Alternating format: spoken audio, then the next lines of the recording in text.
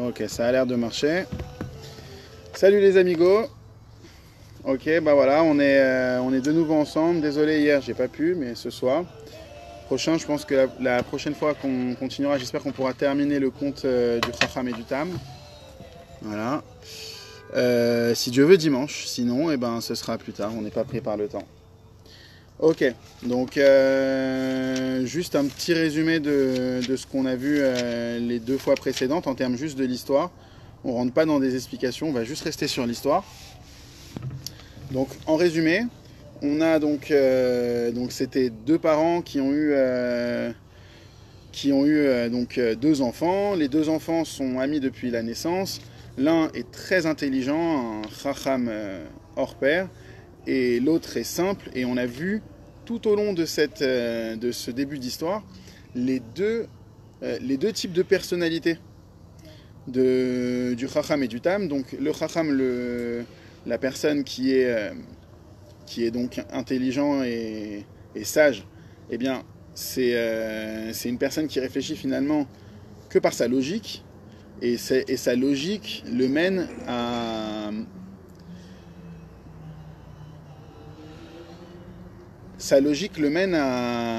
à finalement tout réfuter, peu importe sa situation. Peu importe sa situation, soit il veut chercher une situation qui est de meilleur augure, soit il remet en cause les préceptes les plus fondamentaux. Euh, deux secondes.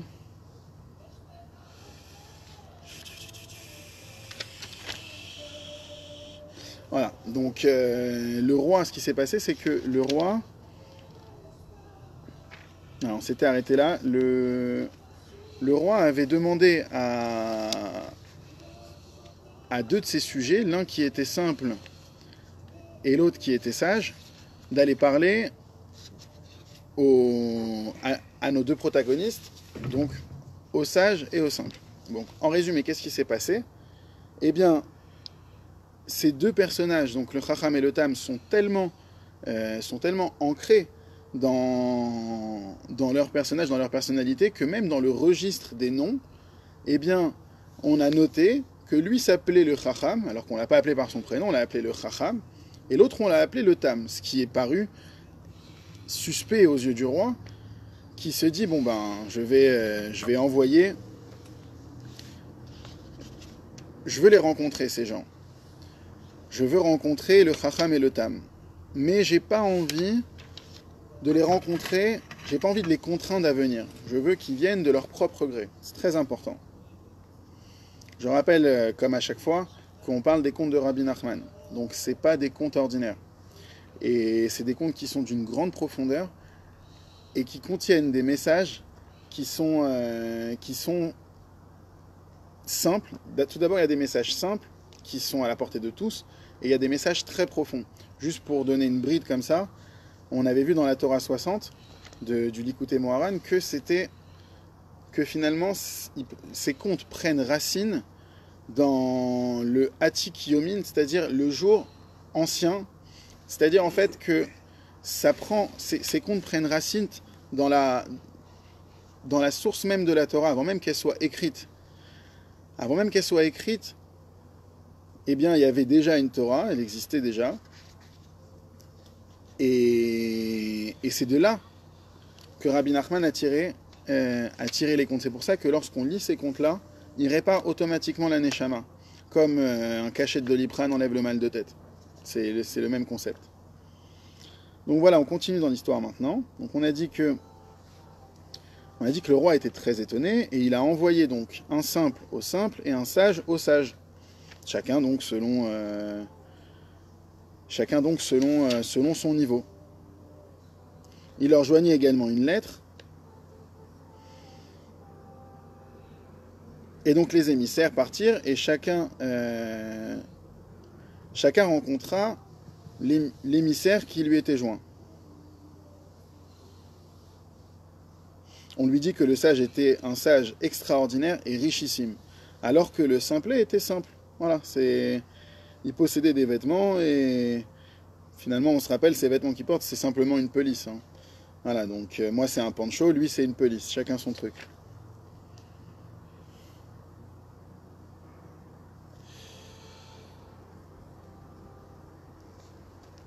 Et donc en fait, ce qui s'est passé avec les deux, c'est que le sage, là je suis encore dans le résumé, je finis le résumé, le sage, lorsqu'il a vu l'autre sage arriver, ils ont commencé à discuter ensemble de grandes philosophies, de choses très élevées,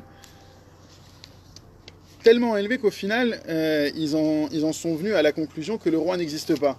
Le sage, donc notre sage à nous, notre Racham dit au sage envoyé par le roi, il lui dit mais qu'est-ce qui te dit finalement que le roi existe bien? Toi tu l'as vu? Et il dit non, moi j'ai pas vu le roi en personne, on m'a apporté la missive. Et qui t'a apporté la missive? C'était un général. Bon alors viens, on va voir le général en question. Ils vont voir le général. Il leur dit, et toi, tu as vu le roi? Non, j'ai pas vu le roi, je suis un intermédiaire. Et chacun intermédiaire, tu vois, finalement, il n'y a que des intermédiaires dans l'histoire. Éventuellement, il y a peut-être une organisation secrète qui gère tout ça, mais il y a un roi en personne, ça n'existe pas. Et donc finalement, les deux en sont venus à la conclusion, car les deux sont des sages et réfléchissent que par une logique qui est cartésienne et formelle, et ben ils sont venus à la conclusion que non, il n'y a pas de roi. Donc les deux, finalement, ils ont oublié la mission. Le roi n'existant pas, ils ne se sont même pas présentés à l'appel du roi. Le Tam, quant à lui, bah, lorsqu'il a rencontré son envoyé qui lui était joint, donc pareil, un homme simple, eh bien, il a tout de suite accepté la proposition, en le croyant sur parole. Maintenant, il n'a même pas lu la missive. Ni lui, ni le sage ne savent lire finalement. Donc, il lui a juste fait confiance et il a décidé de le croire. Même si, logiquement, tu ne crois pas quelqu'un que tu rencontres comme ça. Et il a décidé de le suivre. Lorsque,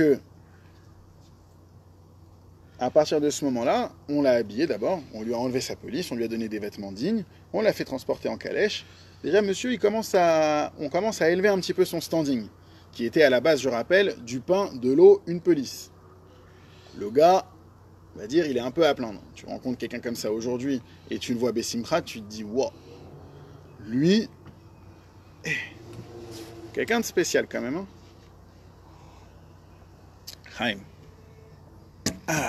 Alors.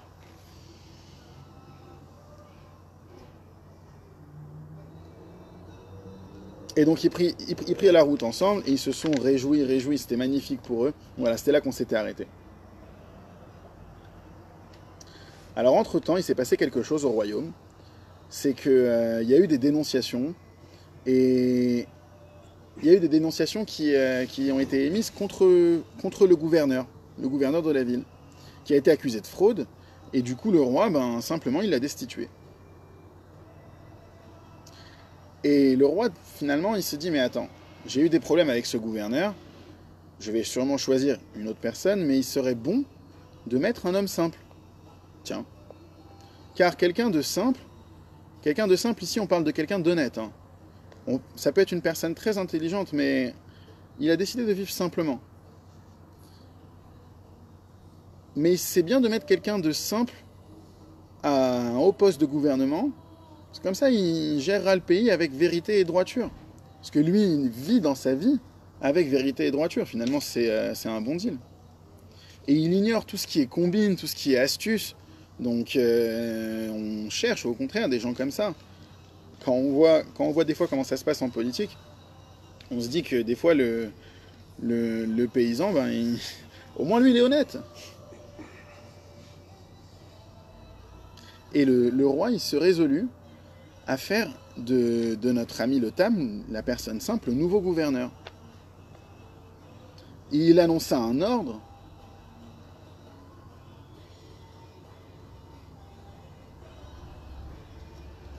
et l'ordre c'était finalement, voilà, l'ordre c'était que à la ville où il siégeait, c'était lui qui devait être le gouverneur. Donc on a affaire à quelqu'un qui est un nouveau gouverneur, qui est notre simple en question. Regardez quand même, c'est quand même très intéressant de voir l'évolution de ce simple. On parle de quelqu'un qui n'avait rien, qui du jour au lendemain se retrouve gouverneur. Mais maintenant, lui, il a toujours été heureux. Il était heureux du temps où il était simple et il est heureux du temps où il est gouverneur. On a affaire à quelqu'un ici qui a simplement attendu l'appel. Il a attendu qu'on vienne le chercher. Et dans cette mimoute, il va se conduire de la même façon en étant gouverneur qu'en étant simple. Il va pas se la jouer. On est sur un mec qui se la joue pas. Lui, il se la joue pas. Et c'est ça qui fait de lui sa réussite.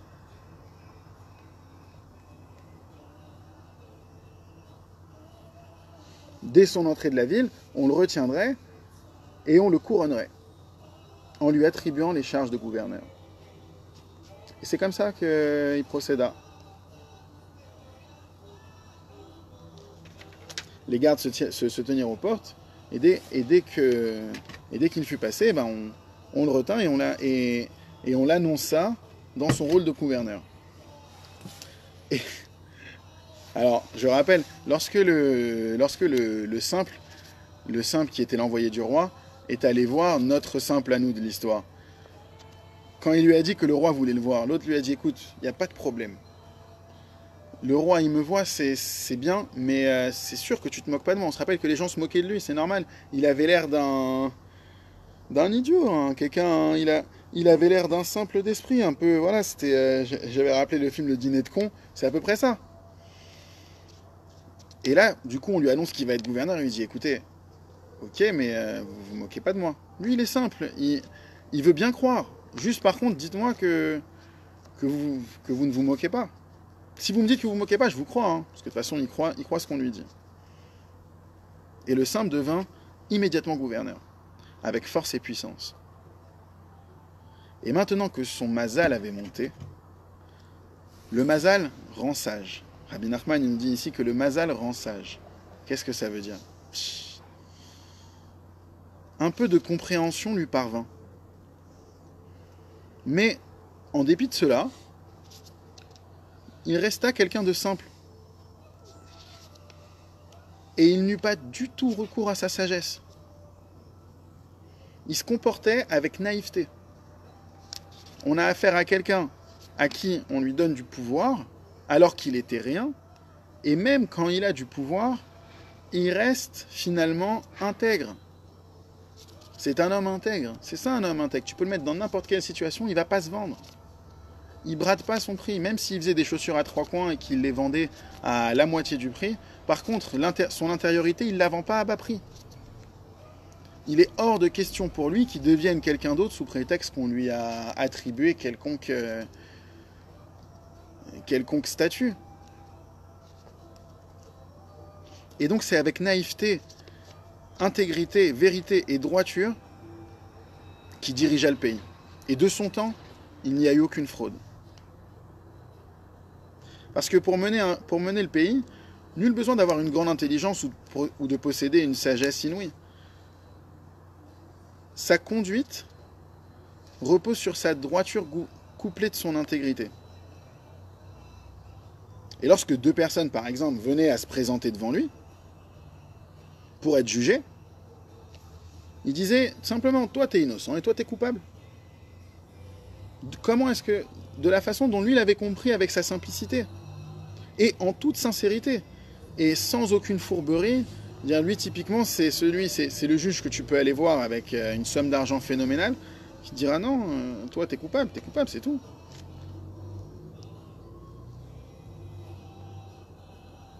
Et il gérait toutes les autres affaires comme ça, avec vérité. Et les gens du pays l'aimaient beaucoup. Peut-être pas les intellectuels, mais en tout cas... Ici, Rabbi Nachman nous dit les gens du pays, donc c'est Klali, les gens, ils l'aimaient. Et même ses conseillers, ils l'appréciaient sincèrement. Ils avaient une vraie amitié envers lui. Et l'un d'entre eux lui conseilla.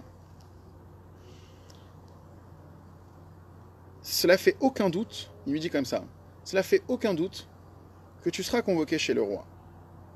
Vu comment tu gères le pays et que ça se passe très bien et que les gens sont très contents, tu seras convoqué chez le roi. Et d'ailleurs, il a déjà envoyé un émissaire une fois envers toi, notre émissaire dont on a parlé. Il n'y a aucune raison qu'il ne t'envoie pas un nouvel émissaire. Et c'est la raison pour laquelle il serait bon, et même bienséant, que tu puisses lui répondre, que tu puisses discuter avec le roi. Et bien que tu sois quelqu'un de très bien, et tu es une personne très bien, intègre, droit, comme on a vu, et en toi, il n'y a aucune fraude, toutefois, concernant, voilà, dans tout ce qui est orientation du pays, voilà, t'es au top. Mais dans les conversations, lorsqu'il faut orienter la parole dans une direction ou dans une autre, ou alors s'entretenir au sujet des sciences ou des langues, des choses, des discussions un peu plus élevées, là c'est un problème et tu vas être devant le roi. C'est pourquoi il serait bon que je t'enseigne les sagesses et les langues. Bon.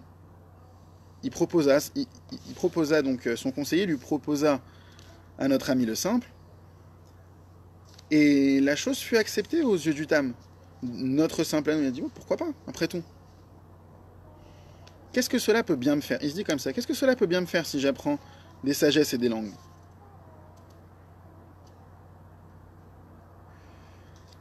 C'est quand même incroyable. Parce que on voit ici que là, il va apprendre les sagesses. Tout comme son ami le sage, finalement.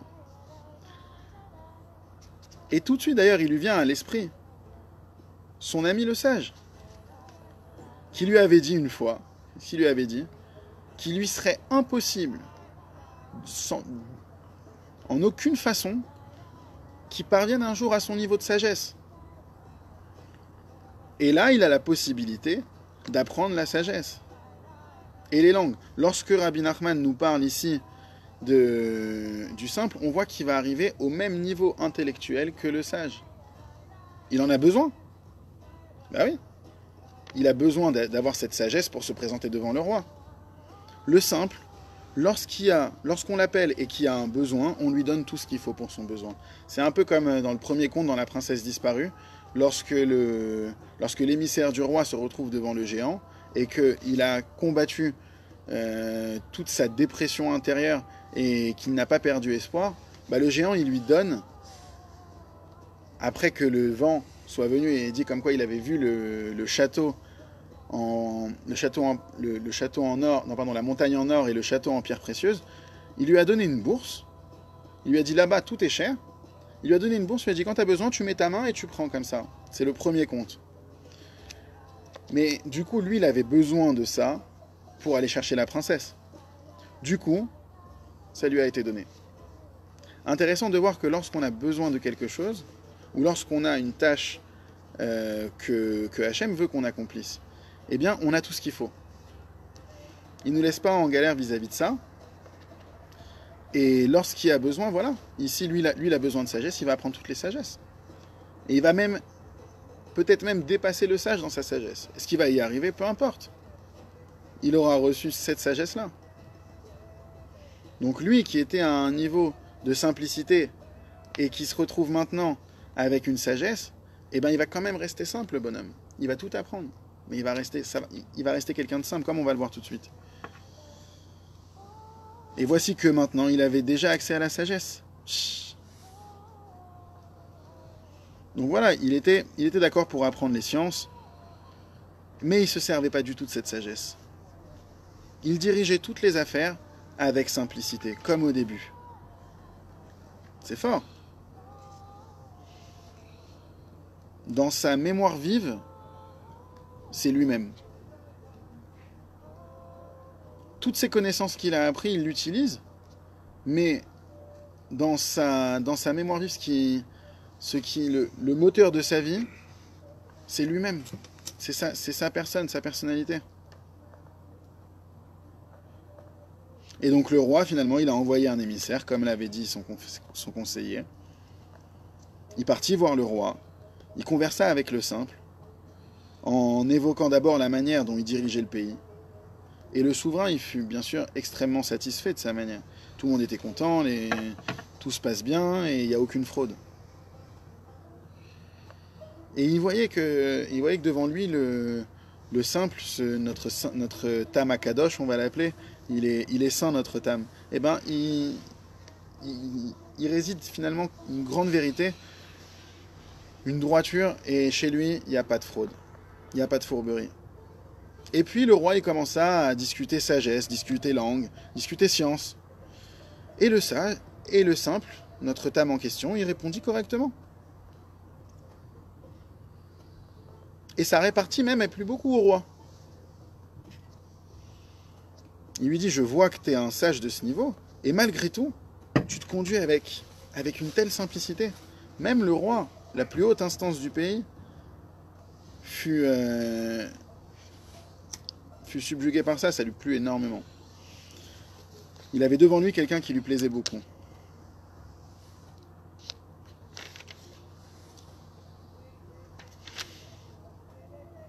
Et du coup, le souverain, il l'a promu. Il l'a promu à quoi? Il le nomma ministre. Il est passé de simple, une personne qui faisait des chaussures à 3 coins, qui vendait une fois moins cher que le marché, à gouverneur, et maintenant il devient ministre. Ministre, le simple en question, qui s'habillait avec sa pelisse. C'est Péléplaïm. Et il lui réserva un lieu à part, il lui fait construire une maison. Et pas n'importe quelle maison, on imagine bien. Avec de belles murailles, décorées comme il faut. On lui remit un écrit portant cette nomination. Ça veut dire, c'est écrit, c'est acté. Quand Rabbi Nachman il vient, il nous dit que le roi ou que le gouverneur ou l'empereur, peu importe, a fait un écrit et que ouais, la police. Et que quand c'est écrit, ça veut dire que c'est acté, que ça va pas bouger, que c'est à lui. Quand Rabbi Nachman nous dit ça, il nous dit que finalement c'est à lui, ça lui appartient. Il a l'appartenance, ça veut dire que des fois, on est propriétaire, mais on n'est pas propriétaire. Du jour au lendemain, ça peut partir. Lorsque Rabbi Nachman nous dit ça, ça veut dire que c'est à lui, c'est sa place. Et il n'y a rien qui pourra le faire bouger. C'est pas dans les plans de le faire bouger. Lui, il est à sa place. Il gouverne le pays simplement avec Tmimout et Emet. Ben voilà, c'est tout, c'est sa place. Et personne qui va le faire bouger. Et il en fut ainsi. On lui construit des bâtiments dans le lieu recommandé par le roi. Il partit et hérita puissamment de la grandeur. On va s'arrêter là pour aujourd'hui. Il nous restera, je pense, 1 à 2 parties. Ouais, je pense qu'on essaiera de finir ça la prochaine fois. Mais regardez comment est-ce que c'est extraordinaire le message juste de ces 2 personnages qui sont... Mais finalement, il ne faut pas voir ces 2 personnages juste comme 2 personnages distincts. On a ces 2 personnages en nous. Parce que lorsque j'avais lu donc le conte, on en a parlé première fois, même la deuxième fois où on a lu ce conte. Moi, lorsque j'ai lu le sage, j'ai été un peu affolé. J'ai vu ce qui lui arrivait à la fin, et j'étais un peu affolé parce que finalement, c'est typiquement la façon de penser du moment. C'est sûrement aussi...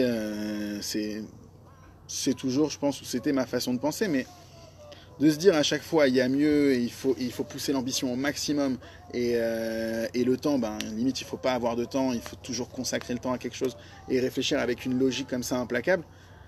Là ici Rabbi Nachman il te démontre ça. Il te dit non, regarde, lui avec sa logique, même ce qu'il gagnera il sera malheureux. Ce sera jamais à son niveau. Il y aura toujours un point qui lui ira pas. Tandis que le simple, peu importe ce qu'il a, il sera toujours heureux. Qu'il ait plus ou qu'il ait moins. Donc il y a un côté dans la simplicité, et ces 2 personnages, ils sont en nous. Forcément qu'ils sont en nous, sinon on nous ferait pas autant de détails sur ces 2 personnages. Ça veut dire qu'on les a en nous. Enfin je pense, enfin peut-être. Nos jours heureux. Voilà, donc ces 2 personnages sont 2 personnages en nous, qui résident à l'intérieur de nous. À nous de bien choisir. Il y a un juste milieu entre le simple et le sage, ou alors simplement il faut juste être des gens simples. Ça c'est chacun avec sa réflexion personnelle. Voilà, en tout cas, si pareil, si vous avez plus de détails, de la ressource, des bons cours, ou juste un texte qui vous a que ça parle de ça et qui vous a intéressé, moi je suis preneur. Hein. Voilà, on se voit si Dieu veut dimanche. Ok. Et d'ici là, je vous souhaite une bonne fête de Shavuot. Je remercie bien sûr mon ami Raphaël qui nous partage avec le Merkazatid. Et je vous fais des gros bisous. Bonne fête de Shavuot à tous. On se voit dimanche. Bye. Ciao.